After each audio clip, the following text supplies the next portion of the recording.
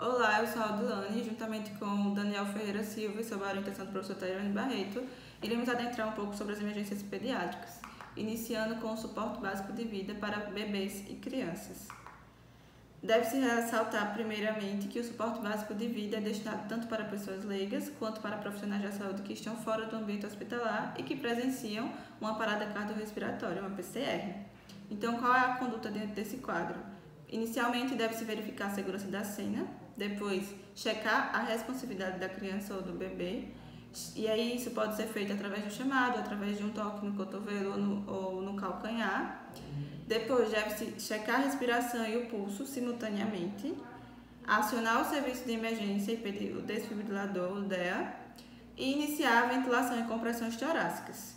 É importante destacar que, em caso de não se conseguir sentir o pulso em 10 segundos, não se deve atrasar as manobras de compressões torácicas, e sim iniciá-las imediatamente.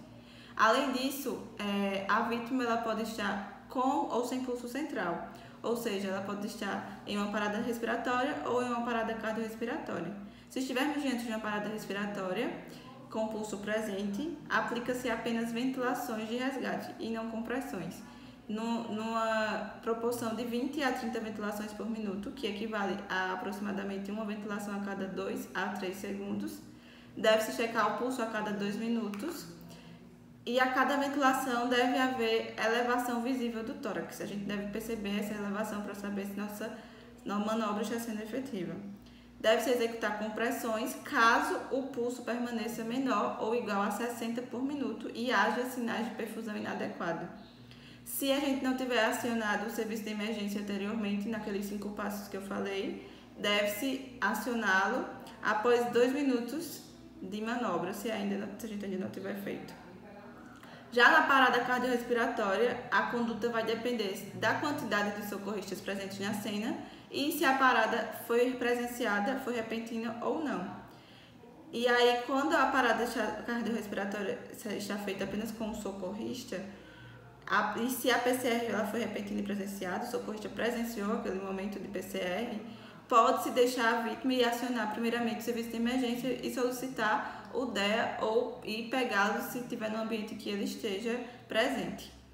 Já se a PCR não for repentina ou presenciada, deve-se iniciar as manobras de RCP imediatamente por 2 minutos. A parada cardiorrespiratória com apenas um socorrista deve ser realizada com manobras na proporção de 30 compressões para 2 ventilações por minuto. Após 2 minutos ou após 5 ciclos de RCP, pode-se deixar a vítima para acionar o serviço médico de emergência, se isso não tiver sido feito inicialmente. Já na parada cardiorrespiratória com 2 socorristas presentes, enquanto um socorrista inicia a RCP, o outro deve acionar o serviço de emergência e buscar um desfibrilador automático DEA, caso ele esteja presente no local, ou solicitá-lo ao acionar o serviço de emergência. E as manobras elas devem ser feitas na proporção de 15 compressões para 2 ventilações por minuto, de 15 para 2. É importante ressaltar que o DEA ele deve ser utilizado assim que estiver disponível. Então, se tiver em um local que ele esteja disponível, deve-se utilizá-lo, se não, assim que ele chegar ao local, também fazer o uso desse dispositivo. Após administrar o choque, recomeçar a RCP imediatamente por cerca de 2 minutos ou durante 5 ciclos antes de verificar o ritmo novamente. E aí é importante ressaltar que a RCP é feita numa sequência que inicia-se com a circulação, posteriormente com as vias aéreas e depois com a ventilação. Isso para evitar erros nas manobras, porque antes se tinha uma variação entre as faixas etárias e aí convencionou-se essa ordem para o suporte básico de vida em bebês e crianças. Olá a todos, me chamo Daniel Ferreira. Vamos dar continuidade ao suporte básico de vida para bebês e crianças, que é um tema extremamente importante. Nós queremos dar um suporte bacana para vocês, para que vocês consigam realizar um atendimento adequado, de qualidade no cotidiano de vocês. Vamos falar um pouquinho mais sobre a RCP, começando pelo C de compressões. Existem aquelas 2 situações, quando nós temos apenas um socorrista ou quando nós temos 2 socorristas. E aí a gente vai comentar um pouquinho sobre essas compressões em cada uma dessas situações. Quando a gente tem apenas um socorrista e encontramos, por exemplo, um bebê de até 1 ano, a gente pode utilizar a técnica dos 2 dedos sobre o externo, em que a gente vai se situar abaixo da linha mamilar, na metade inferior do externo, em que nós podemos fazer uma compressão desse jeito aqui. Já quando a gente encontra crianças um pouco maiores, nós podemos utilizar as nossas mãos e a gente pode fazer ou apenas com uma mão ou com uma mão sobre a outra. E aí ela vai comprimir a metade inferior do externo da mesma forma, obedecendo os parâmetros de qualidade que a gente vai falar daqui a pouco. Já quando a gente tem 2 socorristas e a gente se depara com o bebê, a gente pode utilizar a técnica dos 2 polegares, dessa maneira aqui, ó, circundando o tórax com as mãos. E aí a gente pode utilizar essa técnica. Já com crianças um pouco maiores, a técnica é igual a quando a gente tem apenas um socorrista. E aí é importante que a gente se situe que após 2 minutos, se ainda não tiver feito, é importante ativar o serviço médico de emergência. E aí a gente precisa falar dos parâmetros. O que é que torna uma compressão torácica eficaz?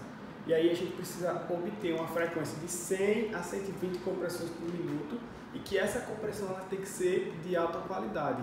O que seria essa alta qualidade? A gente tem que atender a 1/3 do diâmetro anteroposterior do tórax, cerca de 5 centímetros a cada compressão nossa. E aí nos bebês isso gira em torno de 4 centímetros e nas crianças um pouco mais, com a idade um pouco maior, então adolescentes, isso gira em torno entre 5 e 6 centímetros. E é importantíssimo que tenha um retorno complexo do tórax ao final de cada compressão. Além disso, é importante que as interrupções, quando a gente for fazer as ventilações, por exemplo, elas devem ser totalmente minimizadas e que atendam um tempo de no máximo 10 segundos. Agora, no que diz respeito às vias aéreas, é importante que, caso seja um socorrista, que seriam 30 compressões, ou se forem situações de 2 socorristas, que seriam a cada 15 compressões, a gente deve abrir a via aérea da nossa criança, do nosso bebê, para que a ventilação ela ocorra da maneira mais efetiva possível.